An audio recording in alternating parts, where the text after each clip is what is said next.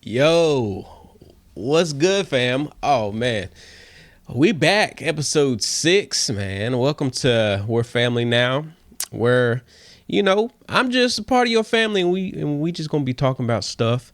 So man, I feel good. It's a good day. Man, we got a lot. I got a lot in my mouth.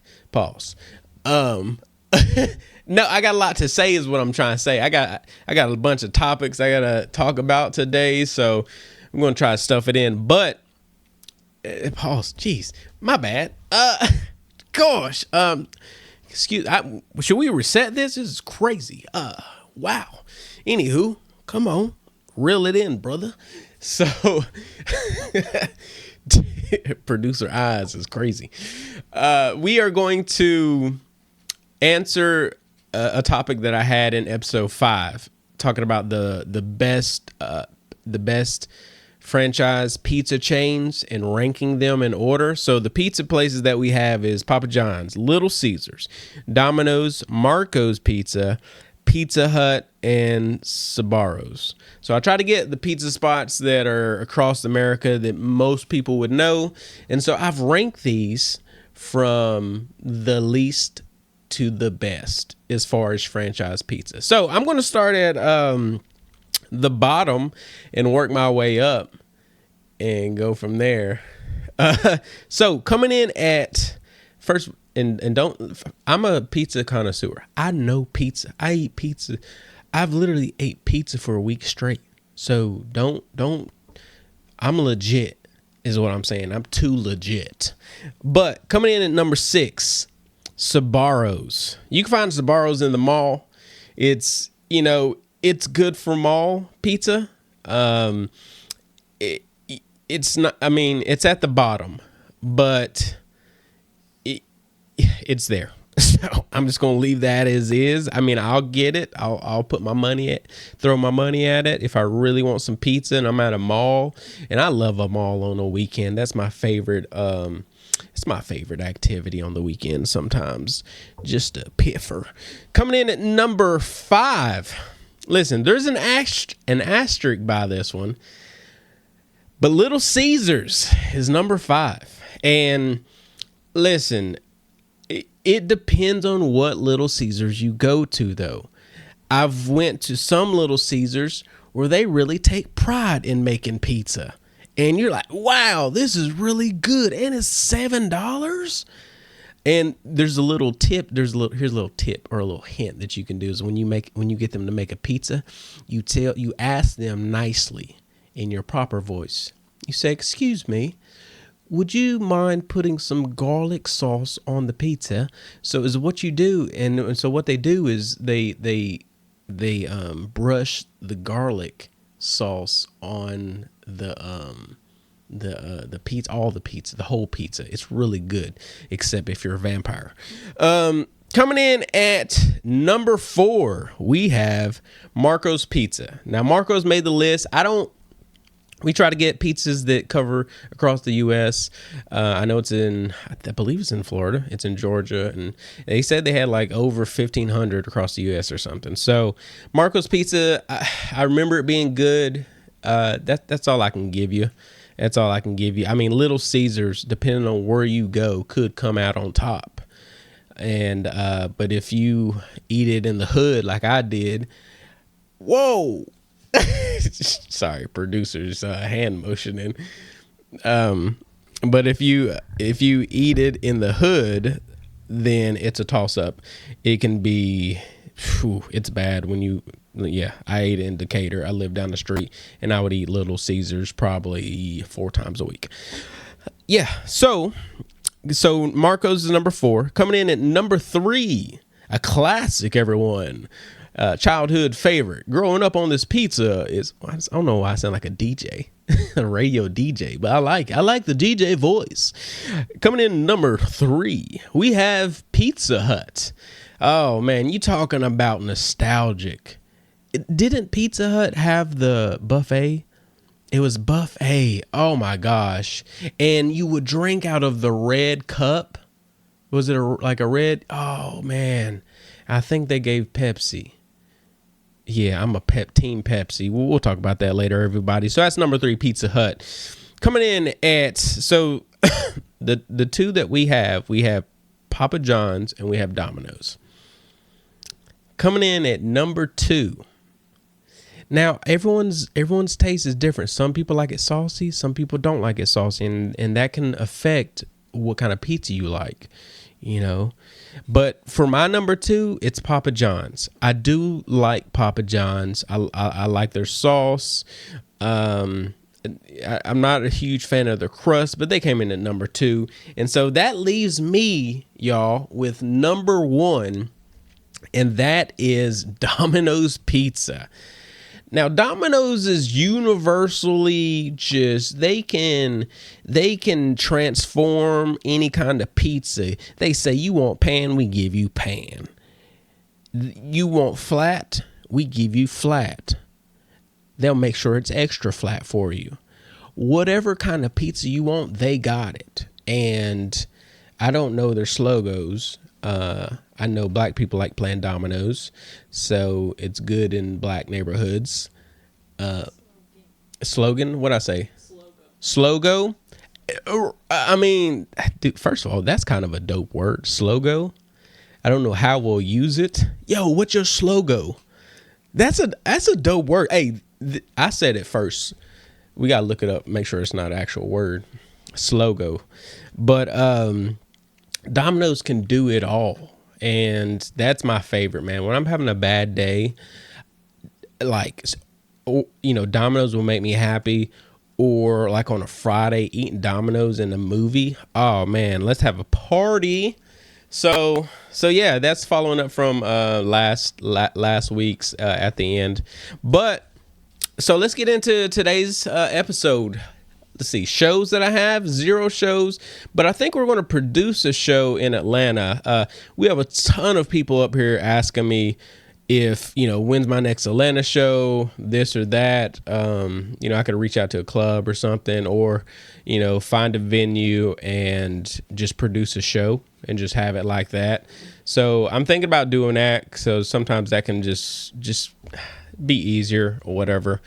And you know, it's kind of in my hands at that point. So I will, once I do get a date or something, I will let y'all know. But I am thinking about doing a show here in Atlanta. I don't know if I'll do it in December or January. January feels right, but we'll see. We'll let y'all know, obviously. But right now, I don't have no shows coming up until next year. But you know, praying, those prayers about to come through. Let's see, what else? What's my other thing? Oh, questions. So you guys, listen, you guys were on fire this week for questions. I have a lot of questions. So I'm going to answer y'all's questions and we're going to go from there. So these first batch of questions, I'll just read it all, is what is my goal with comedy? When would I say I've made it? Or do I feel like I've made it? So my goal with comedy, honestly, is to be just a full-time headliner. I want to be on the road at least 3 weekends out of the month. I would love that, and all clubs. I want to do clubs. Maybe do a theater here and there. I don't know if I just want to like get that big where I'm just doing theaters. I mean, it would be cool, but maybe, I don't know. But definitely clubs, all the main clubs. I've already done a lot of clubs right now, like Comedy Zone, Improv, Funny Bone. I can't think off the top of my head, but I have done, what's that? Oh, Sunshine City Comedy Club, Clearwater Comedy Club. So I've done a lot of clubs and definitely some of the main ones, but I want to be like consistent and like pretty much like I said, 3 weekends. If I want to do 4, like I could like do 4 and it'll sell out. But honestly, I want to do the tour bus. I want to do a tour bus with the bunk beds and have like my openers and film team and just like everyone who plays a part in just making this big. I want to travel with in the tour bus. I've got an opportunity to be with a couple big names, and I'm not going to throw them out there, but yeah. So I've gotten to experience that life just a little bit, and it was magic. I loved it, man. And I just envision myself doing it now, like just tour busing, doing clubs, doing some theaters, and eventually just kind of do my own thing, probably, get something on Netflix and, maybe branch off into some movies. So, and then ultimately, like, I want to be able to get a compound, not for a cult. I'm not trying to start a cult or nothing. But if you want to join, you can inquire on my Instagram. No, I do want to get a compound, and I want to kind of put a warehouse, be able to just maintain a warehouse and have like a studio in there, a podcast studio. I want to have like film rooms or sets in there as well, and just be able to provide. Sorry, y'all. If you watch this video on YouTube, I just spat like 7 spits. I don't know how you say that. I spat 7 spits, but I want to get a warehouse and just pretty much like a production studio, and I want to be able to just do my own content in my own space, but also provide like jobs for people who want to like do these things. And obviously like close friends and families would probably get that first dibs, but provide jobs with a media team, marketing team, have meetings, and just kind of build my brand, but be able to take care of people from my brand. So everyone just have a job that is like fun and just solid. They don't ever have to worry about like the job stopping or whatever. So yeah, that's it, man. That tour bus life, sell out clubs and do some theaters and just branch out. But yeah, so when do I say I've made it? Would I say I made it? No, I haven't made it, because obviously I have those big things. But I don't take it from me to stop and look. When I first started doing comedy, I've been doing comedy for 8 years. I've been doing stand-up for 8 years. I've been doing sketch filming and producing and writing my own sketches for a little over 15 years. I've done improv a couple years. But I haven't made it, but I'd stop and I look at when I first started, and I looked at the things that I wanted when I first started. And like, I'm doing those things now. Like, I am headlining some clubs. I am a nationally touring comedian. Like, I get actual money to like do stand up, to talk on a microphone for 45 to an hour or so, and to like try to make people laugh like that. I never thought in my life that like I would be doing this. So like, it's like the coolest thing ever. And it's like, following my dreams and like actually seeing it. So like where I am now, like I do look back at when I first started, and I wanted to be where I was. I wanted to do a club, or I wanted to be around a certain person or get to meet a certain person. And I've gotten to do these things, and it's just been such a blessing. I just thank God for opening those doors, honestly, because I truly couldn't have done it myself, I don't think. And just all these opportunities have been a blessing. So, and I know that like so much, I truly believe that 2026 is going to bring some remarkable things in my life. So that's where I'm at. I haven't made it, but I'm going to make it. I feel good. And so let's go to the next question is, do I practice my jokes in the mirror? And does the mirror do the heckling? Nah, sucker. Ain't nobody heckling me. I kick them out the house. I kick them out the club. No, I'm just playing. No, I don't practice my jokes in the mirror. I practice with my girl. She is She is my critic. And so essentially what I do is I write and everything, and I have like different forms of stand up that I do with her, where she will give me different words and I'll start, and then she'll throw these words into play and I'll have to transition them. I'll have to like just off the spot, like make bits, setups and premises and stuff. And, or I'll introduce my, just introduce like what I'm working on as a bit and then just run it in front of her. So, and essentially that's what I do. It's just me in a basement with her, and I do that. And she rates me on six different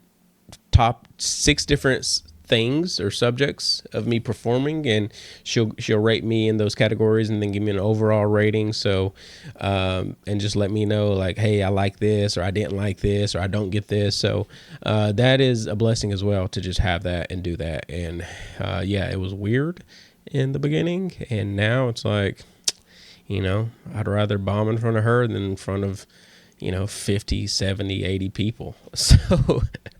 So yeah, that's how I practice my stuff.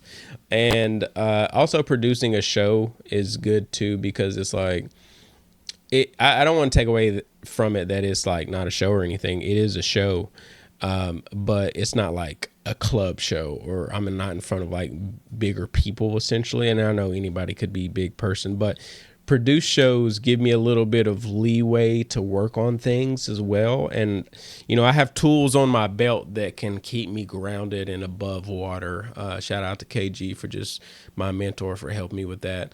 So yeah, that's that question. And yo, this podcast is flying. Enough about me. Let's talk about our sponsor who allowed me to be me.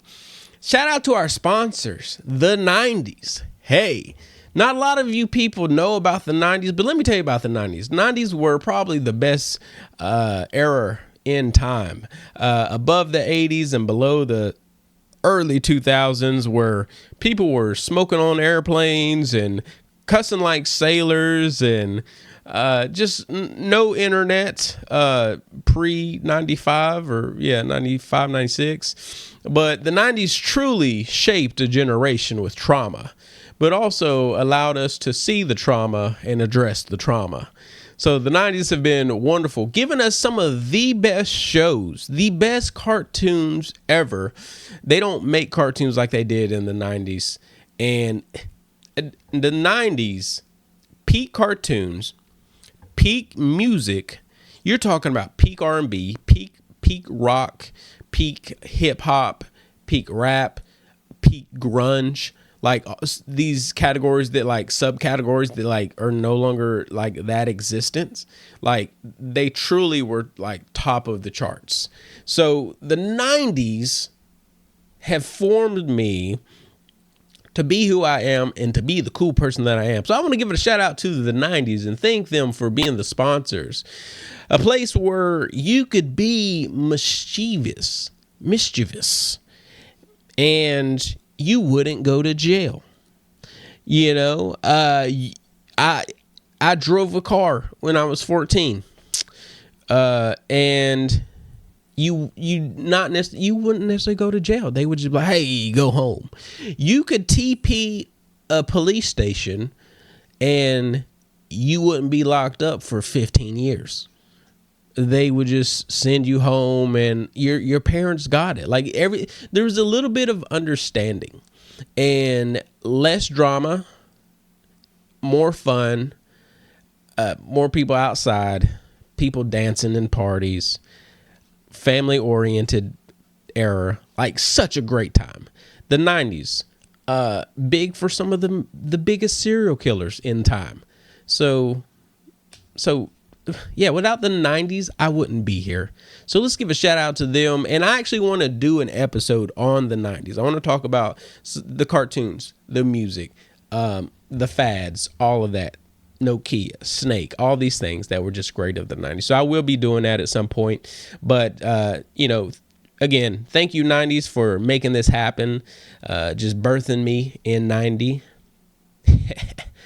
Yeah, that's right. A little bit of rhymer, baby.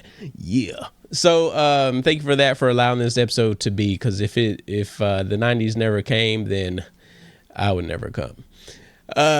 Pause. Whoa. Whew, I know. I have a wonderful producer who gives me a face that reminds me, hey, catch yourself. But yeah, so I have one more question and then I'll go into another topic or whatever. But what is the worst job? Oh my gosh. When you think about like the worst job, a lot of y'all are probably thinking about your job and being in your cubicle, or, you know, going to a place where you don't want, like, your coworkers. Like, but there truly are some, you know, bad jobs, you know, and, you know, being a waiter or waitress isn't that bad when you compare it to certain things. So when it comes to bad jobs, I've narrowed it down to a couple things. Now, there's a lot of jobs that suck, but these are the two that come to mind, and I've never done them, but I imagined myself doing them, and then I imagined myself quitting. So the two jobs that I came down to is a sewer diver, which the people that go into the sewers, they go into your poop and do whatever they do down there with your poop. Like, if the poop's not flowing, then they're getting called. And I don't know what that looks like. If you're a sewer diver, I don't want to crap on your job, but I'm sympathizing with you, and I just understand that your job is tough. So if you're listening and you're a sewer diver, you know, write me and just tell me how bad it is. But I know you guys get paid pretty good and got some good benefits. The second job is a minor. And I'm not talking about a child. So being a child is tough today, but not that minor. I'm talking about a miner who goes into the earth, who opens up the earth and goes and digs for rocks. Like, your job is digging for rocks. Me and some family, we went to a mine shaft, not an abandoned one. And, you know, we weren't trying to, like, Scooby-Doo. We weren't looking for ghosts or anything like that. We went to an official mining place where you could go mine and look for things. And they took us down there into the mines. And they would tell us about, like, the dynamite and things of that nature and how mining started. And they had candles. They would go in there with candles. And sometimes, like, all of their candles would blow out. Or if there was, like, gas, it would blow up and just, you know, send them to a better place, hopefully. And so we were down there and they turned off all of the lights and we got to see the darkness. And I embraced the darkness like Batman because he is my favorite hero. And I knew that I was suitable to be in the darkness because I am a light and child of the Most High God. So there's that piece of information. Shout out to Batman for being the best super. I don't even hero. He's not even super. He's just a hero. I will be your hero, baby. That would be my theme song. But yeah, those are the two jobs: is a miner and a sewer diver. Yeah. So that's it. Shoot, man. Everyone gets their haircuts, right? We all get our haircuts and we all get our hair. This isn't a sponsor. It sounded like I was coming in hot. We got a second sponsor. No, but we all get our haircuts. And man, I barber cheated. I just have to make a confession. I cheated on my barber, and he probably won't watch this because he doesn't speak English. But so he'll never know unless y'all find a Dominican barbershop or a Cuban barbershop and find them and say it in Spanish. But man, so it's hard. My hair is hard. Pause. It loves me. No, it grows in just different ways or whatever. So it took me a while to find my barber. So the first barber that I found in Atlanta, and I don't want to say his name, but oh geez, we only got 5 minutes left, y'all. Gosh, let me see if I can spit this out. So the first barber that I found, I like to go to like Latin barbers because, you know, from my experience, they truly just take their time. It almost feels like art to them. Like when I see them cut or when they cut my hair. And ladies, I know it's hard for you to find like someone to do your hair as well, or to do your nails, you know. You got to go through a bunch of people who have fake nail salons, or you know, they don't even have a license. So the only nails they work with are the nails to build a house or something. So I found my barber, and it was an experience. I didn't know if my barber was gay or he had a crush on me. I thought my barber had a crush on me. I thought he just loved my hair so much that he had a crush on me. And this is why I say this, because like, so he cut my hair, right? So he cuts my hair, and you know, I try not to make eye contact with my barber, and sometimes that happens. And one time with a different barber, for whatever reason, we were singing, I think Usher, Nice and Slow, and we looked at each other, and I stopped going to that barbershop after that moment. Never went back to that one because that was not good feeling inside of me, and I knew that I loved women's from that moment. But this new barber cut my hair, does my eyebrows, and I love it. And then he sat me up and he started massaging my neck and my shoulders. And I had never had a barber do that. Just, you know, rub me down like he's TSA. But he gave me a full-blown massage, and I didn't like it, but he cut my hair so good that like I kept going back. And that's how I know that, you know, I'm not scared of people who are promiscuous or love people who look like them. But I kept going back, and I think eventually he stopped massaging me because I didn't, you know, when he would do it, I would just talk about sports and just doing man things and building a house. But so I ended up leaving him, and I barber cheated because I'm in the process of changing my hair, and he doesn't speak English.